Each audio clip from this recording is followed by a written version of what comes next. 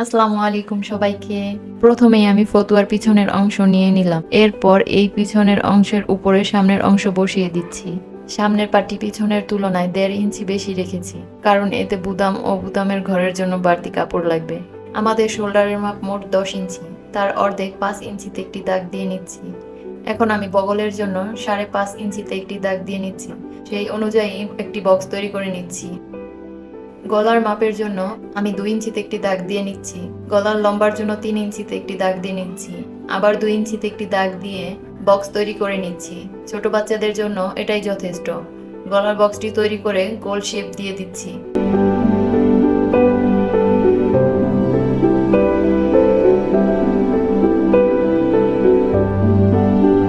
বডির মোট মাপ 24 ইঞ্চি, তার 4 ভাগের 1 ভাগ 6 ইঞ্চিতে একটি দাগ দিয়ে নিচ্ছি এবং সেলাইয়ের জন্য এক্সট্রা 1 ইঞ্চি রাখবো।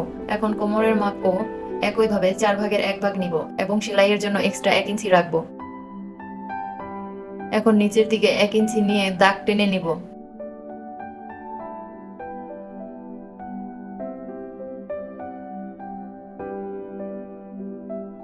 সব দাগগুলো মিলিয়ে নিচ্ছি এবং বগলের থেকে কাটিং করে নিচ্ছি।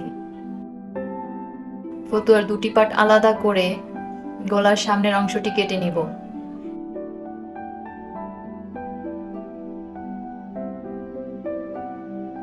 এরপর পিছনের পার্টটির জন্য গলার চওড়া 2 ইঞ্চি নিয়ে একটি দাগ দিয়ে নিচ্ছি। লম্বার জন্য 1 ইঞ্চি নিয়ে একটি দাগ দিয়ে নিচ্ছি। এরপর গোল করে কেটে নিচ্ছি।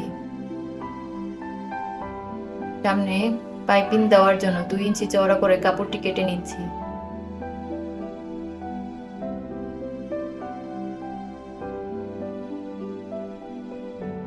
আমি গলার পাইপিং এর জন্য 1.5 ইঞ্চি করে হালকা বাঁকা করে কাপড়টি কেটে নিয়েছি। আজকের এই পর্বে সম্পূর্ণ ফতুয়ার কাটিংটি দেখানো হলো। আশা করি ভিডিওটি আপনাদের ভালো লেগেছে। ভিডিওটি ভালো লাগলে লাইক, কমেন্ট, শেয়ার করতে ভুলবেন না। যারা ফেসবুক থেকে দেখছেন তারা ফলো দিয়ে পাশে থাকুন। পরবর্তী পার্টে ইনশাআল্লাহ ফতুয়া সেলাই দেখানো হবে।